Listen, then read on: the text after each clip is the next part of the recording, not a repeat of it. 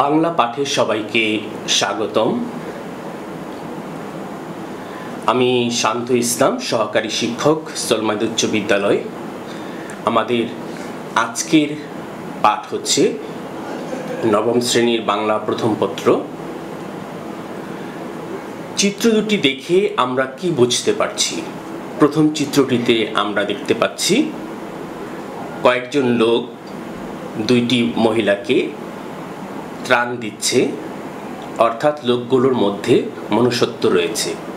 আর দ্বিতীয় চিত্রটিতে আমরা দেখতে পাচ্ছি একজন চাল চোরকে, যিনি মুরগির খাবারের বস্তায় সরকারি চাল চুরি করে বিক্রি করছে। পরের চিত্র দুটিতে আমরা দেখতে পাচ্ছি প্রথম চিত্রের কয়েকটি ছেলে একটি রিকশাকে উল্টিয়ে দিয়েছে, অর্থাৎ ছেলেগুলোর মধ্যে মনুষ্যত্ব এখনো জন্মায়নি। আর দ্বিতীয় চিত্রটিতে একজন লোক তার অসুস্থ মাকে মাথায় বহন করে ডাক্তারের কাছে নিয়ে যাচ্ছে, অর্থাৎ লোকটির ভেতরে মনুষ্যত্ব রয়েছে। তো চিত্রগুলো বিশ্লেষণ করলে আমরা বুঝতে পারি আমাদের আজকের পাঠ হচ্ছে শিক্ষা ও মনুষ্যত্ব। লিখেছেন মোতাহের হোসেন চৌধুরী।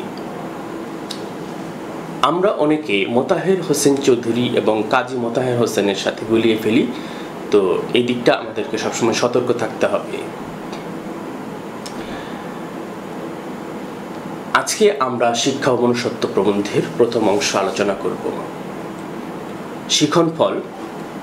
এ পাঠ শেষে শিক্ষার্থীরা লেখক পরিচিতি বলতে পারবে, নতুন শব্দগুলোর অর্থ সহ বাক্য গঠন করতে পারবে এবং মনুষ্যত্বের বিকাশে শিক্ষার ভূমিকা বিশ্লেষণ করতে পারবে। প্রথমেই লেখক পরিচিতি। মোতাহের হোসেন চৌধুরীর জন্ম পরিচয়। তিনি 1903 সালে কুমিল্লা জেলায় জন্মগ্রহণ করেন। তার পৈতৃক নিবাস নোয়াখালী জেলার কাঞ্চনপুর গ্রাম। শিক্ষা জীবন। তিনি ঢাকা বিশ্ববিদ্যালয় থেকে 1943 সালে বাংলায় স্নাতকোত্তর পাশ করেন। কর্মজীবন। কর্মজীবনে তিনি বাংলা ভাষা ও সাহিত্যের অধ্যাপক ছিলেন এবং শিক্ষা পত্রিকার সঙ্গে যুক্ত ছিলেন। গ্রন্থাবলী। তার উল্লেখযোগ্য গ্রন্থাবলীর মধ্যে রয়েছে সংস্কৃতি কথা, সভ্যতা, সুখ প্রভৃতি। মৃত্যু। তিনি 1956 সালের 18 সেপ্টেম্বর তারিখে পরলোক গমন করেন।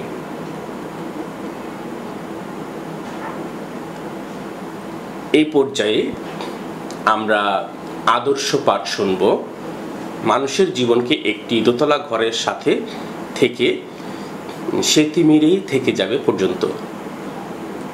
মানুষের জীবনকে একটি দোতলা ঘরের সঙ্গে তুলনা করা যেতে পারে।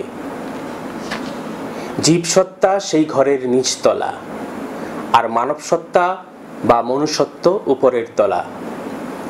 জীবসত্তার ঘর থেকে মানবসত্তার ঘরে উঠবার মই হচ্ছে শিক্ষা। শিক্ষাই আমাদের মানবসত্তার ঘরে নিয়ে যেতে পারে। অবশ্য জীবসত্তার ঘরেও সে কাজ করে। ক্ষুধ পিপাসার ব্যাপারটি মানবিক করে তোলাই তার অন্যতম কাজ, কিন্তু তার আসল কাজ হচ্ছে মানুষকে মনুষ্যত্ব লোকের সঙ্গে পরিচয় করিয়ে দেওয়া। অন্য কথায়, শিক্ষার যেমন প্রয়োজনের দিক আছে, তেমনি অপ্রয়োজনীয় দিকও আছে। আর অপ্রয়োজনীয় দিকই তার শ্রেষ্ঠ দিক। সে শেখায় কি করে জীবনকে উপভোগ করতে হয়, কি করে মনোমালিক হয়ে অনুভূতি ও কল্পনার রস আস্বাদন করতে হয়। শিক্ষার এই দিকটা যে বড় হয়ে ওঠে না, তার কারণ ভুল শিক্ষা ও নিচের তলায় বিশৃঙ্খল জীবসত্তার ঘরটি এমন বিশৃঙ্খল হয়ে আছে যে হতভাগ্য মানুষকে সবসময় সে সম্বন্ধে সচেতন থাকতে হয়। উপরের তলার কথা সে মনেই আনতে পারে না। অর্থচিন্তার নিগড়ে সকলে বন্দী। ধনী দরিদ্র সকলেরই অন্তরে সেই একই ধ্বনি উত্থিত হচ্ছে, চাই চাই আরো চাই। তাই অন্নচিন্তা তথা অর্থচিন্তা থেকে মানুষ মুক্তি না পেলে অর্থ সাধনাই জীবন সাধনা নয়, একথা মানুষকে ভালো করে বোঝাতে না পারলে মানব জীবনের শিক্ষা সোনা ফলাতে পারবে না। ফলে শিক্ষার সুফল হবে ব্যক্তিগত। এখানে সেখানে দু একটি মানুষ শিক্ষার আসল উদ্দেশ্যটি উপলব্ধি করতে পারবে, কিন্তু বেশিরভাগ লোকই যে তিমিরে সে তিমিরেই থেকে যাবে। সরব পাঠ। তাই অন্নচিন্তার নিগড় থেকে মনুষ্যত্বের পরিচয় পর্যন্ত আমরা সরব পাঠ শুনব। এই পর্যায়ে পাঠের নতুন শব্দের অর্থ ও বাক্য গঠন। নিগড় শব্দের অর্থ হচ্ছে শিকল বা বেড়ি।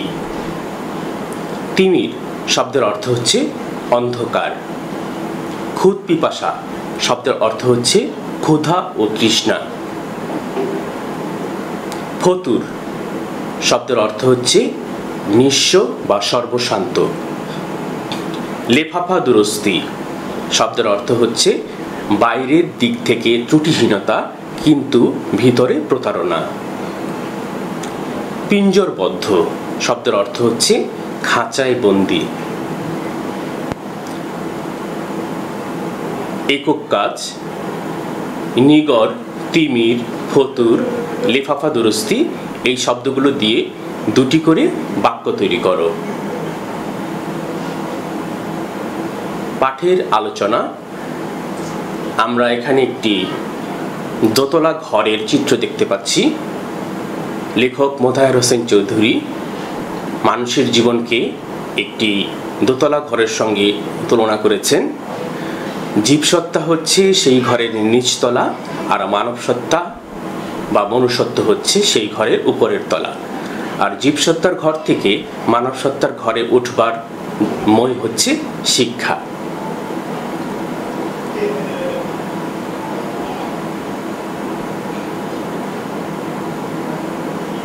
শিক্ষাই আমাদের মানব সত্তার ঘরে নিয়ে যেতে পারে। অবশ্য জীবসত্তার ঘরেও সে কাজ করে। ক্ষুধ পিপাসার ব্যাপারটি মানবিক করে তোলাই তার অন্যতম কাজ। তার আসল কাজ হচ্ছে মানুষকে মনুষ্যত্ব লোকের সঙ্গে পরিচয় করিয়ে দেওয়া। শিক্ষার আসল কাজ হচ্ছে মানুষকে মনুষ্যত্ব লোকের সঙ্গে পরিচয় করিয়ে দেওয়া। এই লাইনটির বিশ্লেষণ হচ্ছে, শিক্ষা মানুষের মানবিক প্রবৃত্তিকে সুপ্রশস্ত করে, তার অস্তিত্ব সম্পর্কে সজাগ করে তোলে, জীবনকে করে তোলে সুন্দর ও উপভোগ্য, মানুষকে শেখায় মুক্তির মন্ত্র, মানুষের ভিতরে জাগিয়ে তোলে মূল্যবোধ। মূল্যবোধের ফলেই সে সমাজের খারাপ ও ভালোর মধ্যে পার্থক্য করতে পারে। চিত্রটিতে আমরা দেখতে পাচ্ছি শিক্ষার প্রয়োজনের দিক, আর দ্বিতীয় চিত্রটি দেখতে পাচ্ছি শিক্ষার অপ্রয়োজনের দিক। শিক্ষার প্রয়োজনের দিক বলতে আমাদের জীবনের যে মৌলিক চাহিদা রয়েছে, বাসস্থান, চিকিৎসা, খাদ্য, বস্ত্র, এগুলো আমরা শিক্ষা অর্জন করে উপার্জন করতে পারি। অপরদিকে শিক্ষার অপ্রয়োজনের দিক বলতে লেখক বুঝিয়েছেন কি করে জীবনকে উপভোগ করতে হয়, কি করে মনোমালিক হয়ে অনুভূতি ও কল্পনার রস আস্বাদন করতে হয়, এবং কিভাবে মনুষ্যত্ব অর্জন করতে হয়। লেখকের মতে, অন্য কথায় শিক্ষার যেমন প্রয়োজনের দিক আছে, তেমনি অপ্রয়োজনীয় দিকও আছে। আর প্রয়োজনের দিকই তার শ্রেষ্ঠ দিক।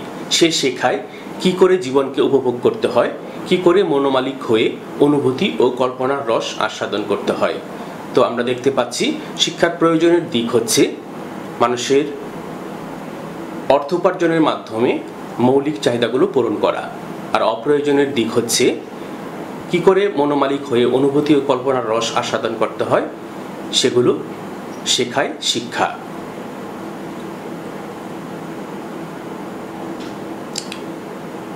এই চিত্রটিতে দেখতে পাচ্ছি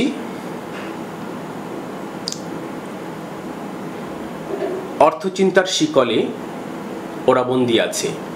অর্থাৎ শিক্ষার এদিকটা যে বড় হয়ে ওঠে না, তার কারণ ভুল শিক্ষা ও নিচের তলায় বিশৃঙ্খল জীবসত্তার ঘরটি এমন বিশৃঙ্খল হয়ে আছে যে হতভাগ্য মানুষকে সবসময়ই সে সম্বন্ধে সচেতন থাকতে হয়। উপরের তলার কথা সে মনেই আনতে পারে না, কারণ অর্থচিন্তার নিগড়ে সকলে বন্দী। অর্থচিন্তার নিগড়ে সকলে বন্দী লাইনটির ব্যাখ্যা হচ্ছে, শিক্ষার প্রকৃত উদ্দেশ্য মনুষ্যত্ব অর্জন করা, অর্থাৎ জীবসত্তার ঘর থেকে মানব সত্তার ঘরে উত্তরণ। কিন্তু মানুষ জীবসত্তার ঘরেই আটকে থাকে, কারণ অর্থচিন্তায় তার হৃদয় থাকে আবদ্ধ। ভুল শিক্ষার প্রভাবে মানুষের জীবনের নিচের তলা তথা জীবসত্তার ঘর হয়ে পড়ে বিশৃঙ্খল। এ পর্যায়ে জোড়ায় কাজ। শিক্ষার আসল কাজ হচ্ছে মানুষকে মনুষ্যত্ব লোকের সঙ্গে পরিচয় করে দেওয়া। উক্তিটি জোড়ায় আলোচনা করে বুঝিয়ে লিখো। পাঠের বাকি অংশ। ধনী দরিদ্র সকলেরই অন্তরে সেই একই ধ্বনি উত্থিত হচ্ছে, চাই চাই আরো চাই। তাই অন্নচিন্তা তথা অর্থচিন্তা থেকে মানুষ মুক্তি না পেলে অর্থ সাধনাই জীবন সাধনা নয়, একথা মানুষকে ভালো করে বোঝাতে না পারলে মানুষের জীবনে শিক্ষা সোনা ফলাতে পারবে না। ফলে শিক্ষার সুফল হবে ব্যক্তিগত। এখানে সেখানে দু একটি মানুষ শিক্ষার আসল উদ্দেশ্যটি উপলব্ধি করতে পারবে, কিন্তু বেশিরভাগ লোকই যে তিমিরে সে তিমিরে থেকে যাবে। তাই অন্নচিন্তার নিগড় থেকে মানুষকে মুক্তি দেওয়ার যে চেষ্টা চলছে তা অভিনন্দনযোগ্য, কিন্তু লক্ষ্য সম্বন্ধে সচেতন না থাকলে সে চেষ্টাও মানুষকে বেশি দূর নিয়ে যেতে পারবে বলে মনে হয় না। কারারুদ্ধ আহার তৃপ্ত মানুষের মূল্য কতটুকু? প্রচুর অন্নবস্ত্র পেলে আলো হাওয়ার স্বাদ বঞ্চিত মানুষ কারাগারকেই স্বর্গতুল্য মনে করে, কিন্তু তাই বলে যে তা সত্যি সত্যি স্বর্গ হয়ে যাবে তা নয়। বাইরের আলো হাওয়ার স্বাদ পাওয়া মানুষ প্রচুর অন্নবস্ত্র পেলেও কারাগারকে কারাগারই মনে করবে, এবং কি করে তা থেকে মুক্তি পাওয়া যায় তাই হবে তার একমাত্র চিন্তা।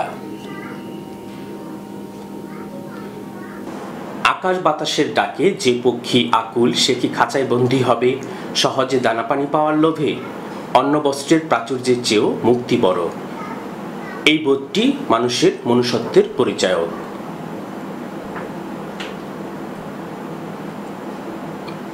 চিন্তার স্বাধীনতা, বুদ্ধির স্বাধীনতা ও আত্মপ্রকাশের স্বাধীনতা শিক্ষার মাধ্যমেই এই স্বাধীনতা অর্জিত হয়।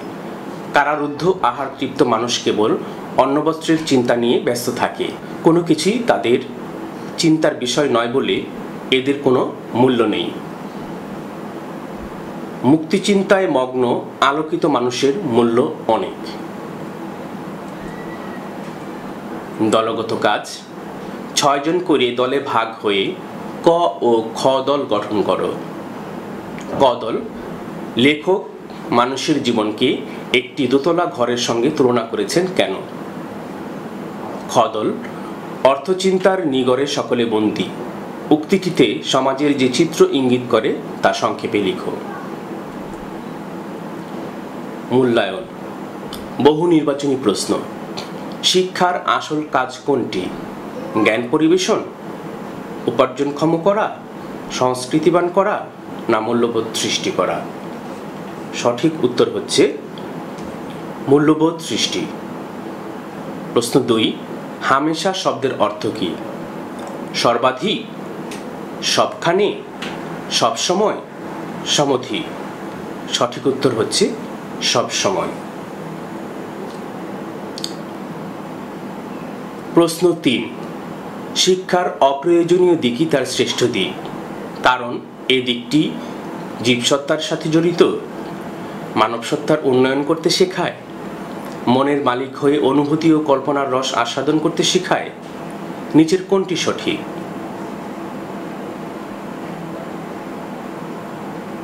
সঠিক উত্তর 2 ও 3। মানব সত্তার উন্নয়ন করতে শেখায় এবং মনের মালিক হয়ে অনুভূতি ও কল্পনার রস আস্বাদন করতে শেখায়। বাড়ির কাজ, শিক্ষার অপ্রয়োজনীয় দিকই তার শ্রেষ্ঠ দিক, মন্তব্যটি বিশ্লেষণ করো।